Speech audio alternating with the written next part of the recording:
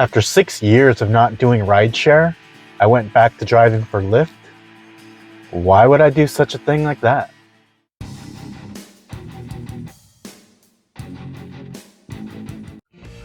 Okay, just want to say welcome back to my channel. So yeah, to make a long story short, back in 2016 or so, I was starting to really get fed up with the job that I had for 13 years. I was a car dealer in a casino, and some days I was a floor supervisor in a suit. But yeah, I started to think about doing another line of work, and that's when Lyft and Uber were really starting to become popular. And so I kind of demanded in my old job that I get at least one weekend day off, and they refused. So I put my 2 weeks notice in and I started driving for Lyft and Uber. And at the time they were guaranteeing $35 an hour. So, I mean, that sounded good to me. And, you know, there are all kinds of bonuses, and it was really cool. And I met some interesting people, but it wasn't all paradise. Like, I had people cuss at me. Like, I remember one time I wasn't going the way a guy thought I should be going, but I was just following the GPS. Like, why the F are you going that way? It's like, hey man, I'm just following the GPS. I'll go whatever way you want. Just chill out, man. And then I had a lady pass out in my car one night, and her boyfriend was waiting at the drop-off point. He had to carry her out of the car. It's like, I thought for sure one time I was gonna get stabbed by these two tweakers. So I was like, this isn't very fun. And then I discovered Amazon Flex, and that was great. I would have no people in my car. You know, I would only have packages, and packages won't argue with you. So that's what I started doing. And I didn't do rideshare for 6 years. So why did I go back to Lyft? Well, Amazon Flex is kind of dead in my area, for me anyway. And a lot of people I used to work there with say the same thing. And so I've been doing Walmart Spark, and even they have slowed down in January and February of 2023. It seems to always do that this time of year. So since it was so slow, I'd be waiting for Walmart Spark for like an hour without getting a hit, you know, a job at all. So I started thinking, maybe I should drive for Lyft. And in my head, over these past 6 years, I've built it up that it was such a horrible job, and why would anyone do that? Why would anyone torture themselves like that? But I don't know, I thought I'd give it a try. And I remember one night about, 3 weeks ago, I turned the Lyft app on and I got a hit right away. And it was this nice old lady, you know, she was only going a few miles, but I was like, okay, that wasn't too painful. And I got a few more rides that night, and it was just one right after the other.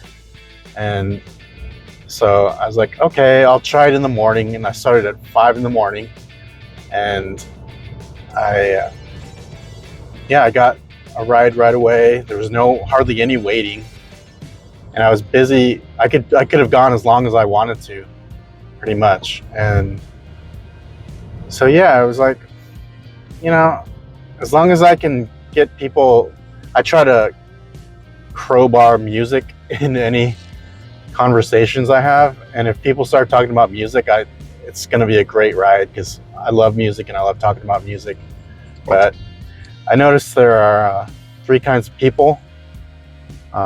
One, they don't want to talk at all. You know, they have their earphones in. They have, you know, they're looking on their phone. So, you know, I just say a few words and I leave them alone. And then there are people who could go either way. You know, they want to chit chat. So I can do that too. And then there are people who definitely do want to talk. And I'm okay with that. You know, I'm an introvert by nature. I've always been. But I can BS with people. The reason why I'm a introvert is I just don't like people. That's, hence only dealing with packages.